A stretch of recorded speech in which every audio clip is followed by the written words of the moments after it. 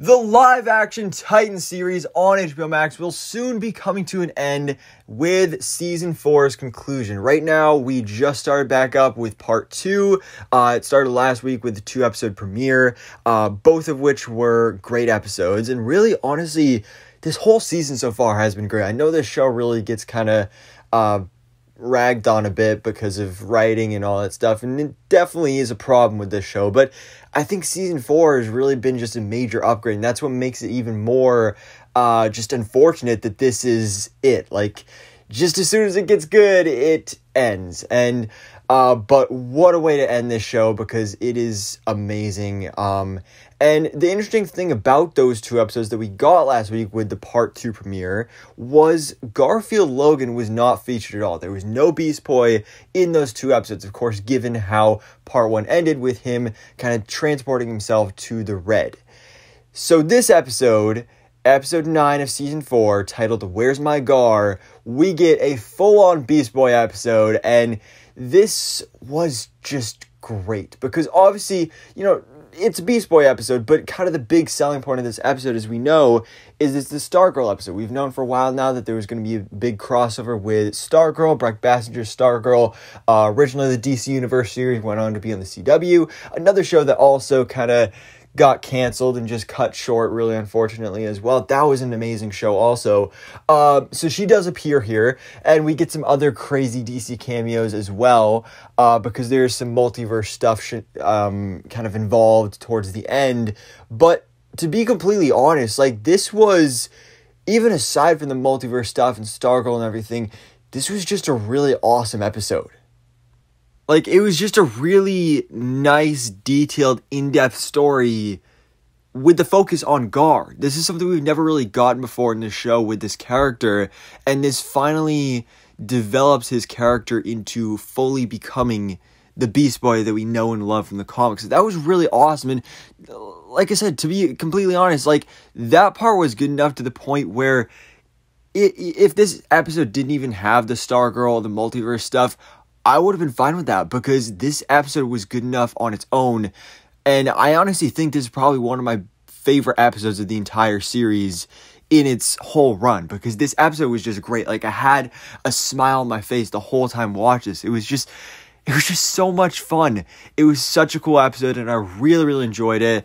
And so, of course, if you've been subscribed to the channel for a while now, you know that I haven't really been covering this show, at least with like weekly episode reviews and breakdowns and stuff, just because it's a pain to get up at 3 a.m. and watch these shows. But I knew for this episode I had to get up at 3 a.m., had to watch this one, and I'm so glad I did. And I knew I needed to make a video about this, not only to break down all the cool Easter eggs and cameos and all that stuff, but also just to talk about how awesome this episode was. And this is kind of my final warning here. If you have not watched this episode yet, you need to go watch. Even if you don't watch Titans, if you're not caught up on the season, you could probably just watch this one episode on its own. It'll make enough sense to you. Please go do that. Do yourself a favor and watch this episode, because it is just a great episode if you care about the Teen Titans characters at all, if you care about Beast Boy at all, because Beast Boy is my favorite Teen Titan. He always has been. So that was literally just taking so many things that I love and putting it all in this episode, focusing on Beast Boy and then doing these multiverse cameos and everything. This was honestly probably my favorite episode of Titans ever. So I really, really enjoyed this. And so kind of my final last spoiler warning here for this episode. Again, Titans Season 4, Episode 9, Where's My Gar? So let's talk about it, guys, because this episode was insane. So we start off with Beast Boy. Of course, he is now in the Red. And that is when he is transported to this cave with Freedom Beast. So Freedom Beast is a character we were introduced to in Part 1 of Season 4. Not as Freedom Beast. He was kind of just this random guy that was like giving these crazy signals to Gar. He in this season is played by Nambi Nyambi. Great actor. It's kind of funny though, going from watching him be like this super funny comedic character on Mike and Molly to then playing this crazy superhero character in the DC universe on Titans. But I really enjoyed it. Also, actually, fun fact, he did do the voice of Martian Manhunter. Nice little DC connection there as well. In a couple DC animated movies as well. So, great actor. Really cool to see him here. And Freedom Beast is such an obscure character because... So Freedom Beast is the second in the line of characters, originally starting with Bawana Beast. So Bawana Beast is a character that growing up I was familiar with because I'd seen him in multiple DC cartoons, including Batman the Brave and the Bold and Teen Titans Go as well. And I never really knew a whole lot about the character. Pretty much all I knew is that just like he looked kind of cool, and his power was that he could take two different animals, forge them together, and basically make an amalgamation. And it was, as it was demonstrated on his appearance in Teen Titans Go, it can be quite disgusting. But for some reason, I was just fascinated with this character always, and I just thought he was a really cool character. And before this, the only time we've ever seen Bawana Beast in live action was on an episode of DC's Legends of Tomorrow, where it was just a background character. Like, Bawana Beast was there, but he never talked. He never was even referenced or anything. He was kind of just there. So in this episode, we don't get Bawana Beast, but we then instead get Freedom Beast, who again is the second in the line of this superhero mantle with this character. And so he is an avatar of the Red, just as Beast Boy, at least by the end of this episode, will be as well. And one of the things I loved about these scenes in the cave is when Freedom Beast is not only explaining, obviously his powers and Gar's powers and all that stuff. He does talk about Bawana Beast, but also he name drops a couple other animal kind of avatars of the Red from the DC universe as well, including both Animal Man, who is rumored to be getting a project in James Gunn's DC universe coming up soon, so that's exciting, as well as also Vixen. Vixen is always a character I've really enjoyed from the comics, so I'm hoping at some point we'll get to see her in live action as well. She's a really cool character, but it was just great to see references to those two characters.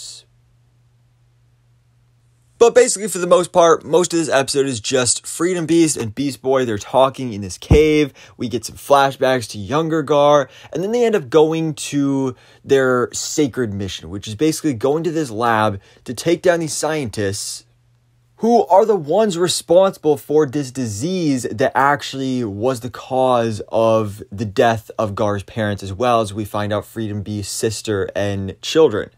So it's very personal for both of them. So they go here to stop these scientists who are experimenting on these gorillas, and we get this great fight scene with Gar. Just literally the biggest complaint with this character, and honestly probably just my biggest complaint with this show entirety, is throughout this whole show, you've had this character of Beast Boy. Through the first couple seasons, he would only turn into a tiger. Literally, his power is he can turn into any animal he wants to. But every season, turns into a tiger. That's about it. I think he turned into a snake once. And then last season, we got a little bit of a development. He turned into a bat. But season 4 has been a great development for this character. He finally turned into a gorilla, as that's kind of like his main thing in the comics. In this episode, he also turned into an eagle. He did the tiger again as well. But it's just great to see some awesome live action Beast Boy in action. Also, another cool thing is they finally reference like, okay, why am I turning into animals that are green? And it's literally just because green is Beast Boy's favorite color, and he has that much control over it, basically. He has that much influence. So I thought that was really interesting to find out that little detail. Also, but basically the big reveal here is that this laboratory is owned and funded by Dr. Niles Caulder. Of course, Niles Caulder is the chief. He was the one that created the Doom Patrol. And if you watch the Doom Patrol show, that's a whole big thing in season 1. It's just, that show is so good.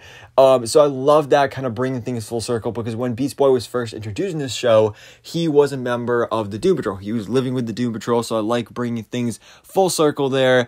And then this is basically where we get this big cameo fest, because that story kind of comes to a conclusion. Beast Boy, he goes back and talks to his past self, his younger self, and then we get to see he is fully connected to the Red, and as Freedom Beast keeps mentioning, he is connected to every living being, not only on this world, but every world in the multiverse. So we get a whole bunch of cameos here. The first one is Grant Gustin's Flash from the CW.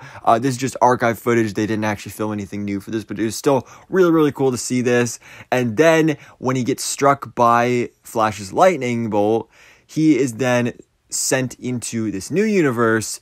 He is stranded in Blue Valley, Nebraska, where he runs into Breck Bassinger's Stargirl. And this was just such a cool moment because, you know, like I said, it was the big selling point of this episode is, oh, it's the Stargirl crossover, but it's such a small moment in the episode. It's such a very small, quick cameo, which I know a lot of people will probably be a little disappointed about, but I didn't mind it because, again, this episode on its own, even aside from the multiverse stuff, was great. So these little inclusions like this, especially filming something new for this character with Stargirl, and this being kind of the send-off to the character because, of course, that series has now ended with season 3. I'm personally still not even caught up with that show.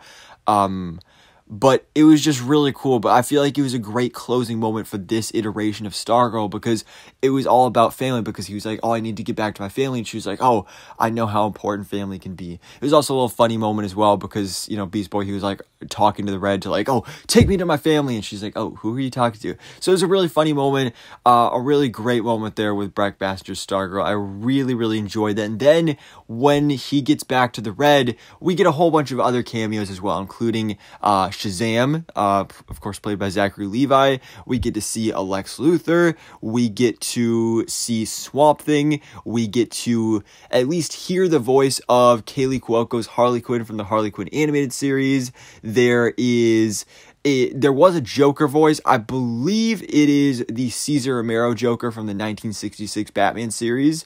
Correct me if I'm wrong in the comments below.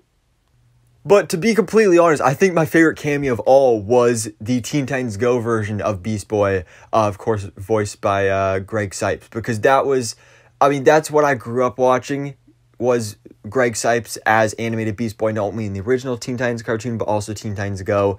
And, you know, back when I used to, like, actively watch Teen Titans Go, the Waffles episode was one of my favorites because I love waffles in real life.